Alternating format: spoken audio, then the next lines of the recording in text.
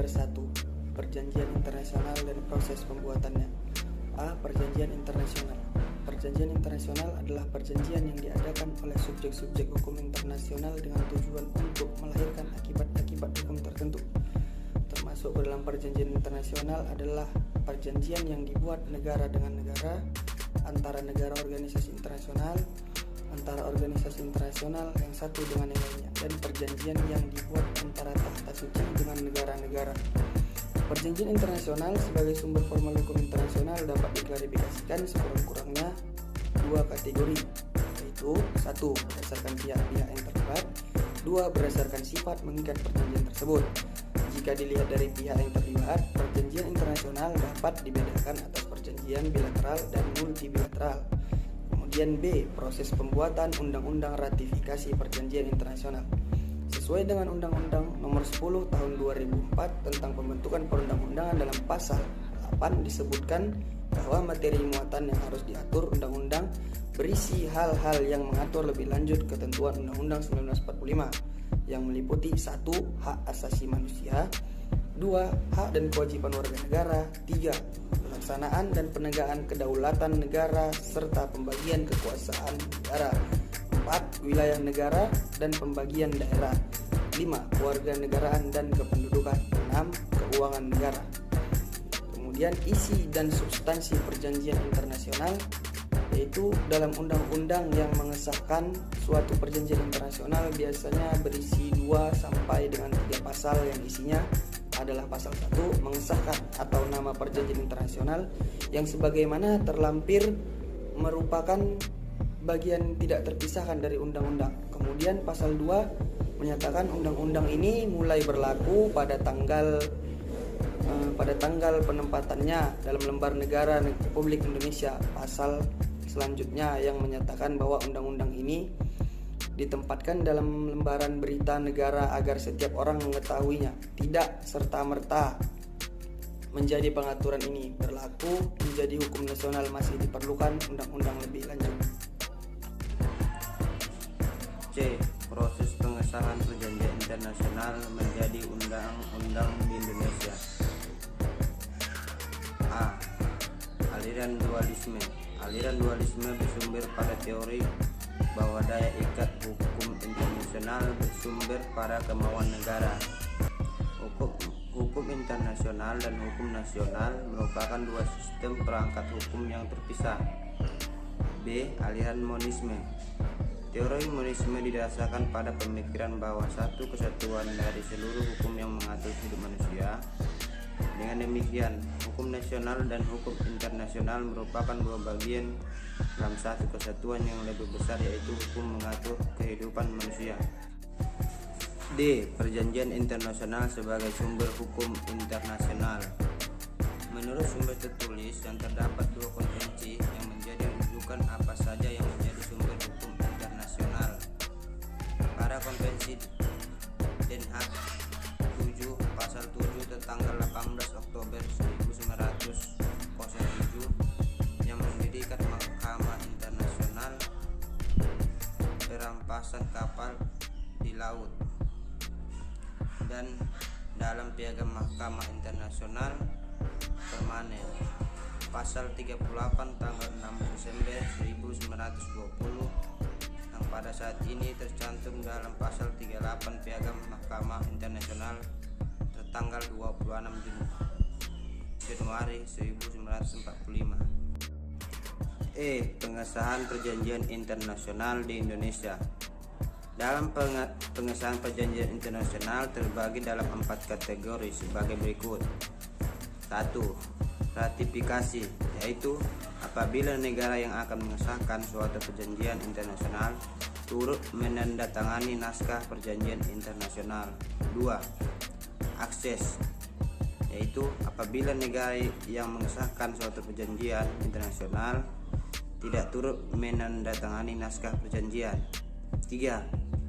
Penerimaan atau penyetujuan, yaitu pernyataan menerima atau menyetujui dari negara pihak suatu perjanjian internasional dan menyetujui dari negara-negara pihak pada suatu perjanjian.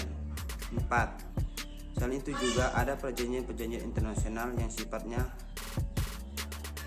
langsung berlaku pada saat penandatanganan.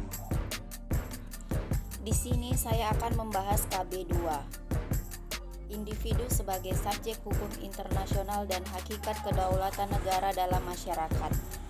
Yang pertama, A. Individu sebagai subjek hukum internasional.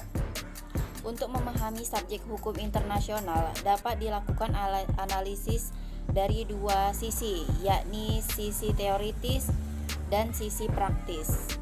Terdapat beberapa subjek hukum internasional yang memperoleh kedudukannya berdasarkan hukum kebiasaan internasional karena perkembangan sejarah. Kedalamannya termasuk negara, tata suci, palang merah internasional, organisasi internasional, orang per orang, serta pemberontak dan pihak dalam sengketa atau belligerent. Pengakuan individu sebagai subjek hukum internasional mengalami perkembangan cukup pesat sejak berakhirnya Perang Dunia II, meskipun sebenarnya sudah diakui sejak berakhirnya Perang Dunia I. Hal ini bisa ditelusuri dalam contoh-contoh kasus berikut, yaitu pertama dalam Perjanjian Versailles 1919, yang kedua dalam keputusan Mahkamah Internasional Permanen, yang ketiga tuntutan terhadap pimpinan Perang Jepang dan Jerman. Yang keempat, Konvensi tentang Pembunuhan Massal Manusia atau Genocide Convention. Lalu yang B, hakikat kedaulatan negara dalam masyarakat internasional. Kata kedaulatan berasal dari kata Inggris sovereignty atau sovereignty dalam bahasa Perancis atau soveranus dalam bahasa Itali. Secara etimologi, kedaulatan berasal dari bahasa Latin soveranus yang mengandung arti yang tertinggi atau supreme. Menurut konferensi ini, sebagai subjek hukum internasional, negara harus memiliki kualifikasi berikut. Yang pertama, penduduk yang tetap. Yang kedua, wilayah tertentu. Yang ketiga, pemerintah. Yang keempat, kemampuan mengadakan hubungan dengan negara-negara lain. Dalam konteks perlindungan hak asasi internasional, kedaulatan negara berkaitan dengan 4 pandangan sebagaimana telah diulas terdahulu, yakni pandangan universal absolut, universal relatif atau partikularistik absolut, dan pandangan partikularistik relatif. Di dalam pengertian kedaulatan sebagai kekuasaan tertinggi terkandung pembatas penting. Yang pertama, kekuasaan itu terbatas pada wilayah negara yang memiliki kekuasaan itu. Yang kedua, kekuasaan itu berakhir di mana kekuasaan lain dimulai. Baiklah, saya akan membahas BKB 3, Kebiasaan Internasional, Prinsip Hukum Umum, dan Resolusi Majelis Umum PBB dalam rangka perlindungan hak asasi manusia internasional. A. Kebiasaan internasional. Kebiasaan internasional adalah kebiasaan umum yang diterima sebagai human.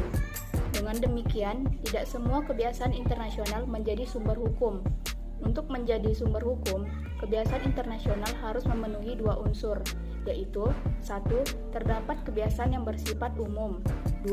Kebiasaan itu harus diterima sebagai hukum.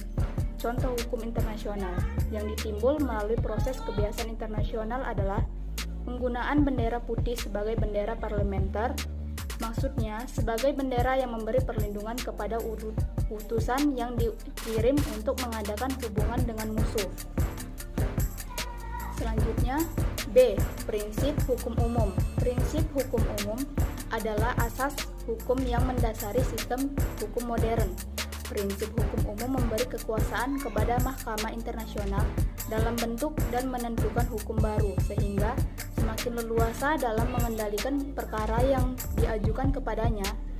Dengan demikian, tidak ada alasan menyatakan non-liquid, yaitu menolak mengadili perkara karena tindaknya hukum yang mengatur persoalan yang diajukan. Keputusan pengadilan, pendapat para sarjana dan para ahli hukum terkemuka.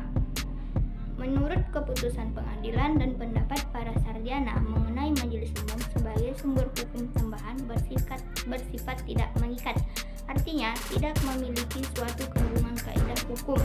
Meskipun demikian, tetap memiliki pengaruh kuat dalam perkembangan hukum internasional, misalnya Mahkamah Internasional.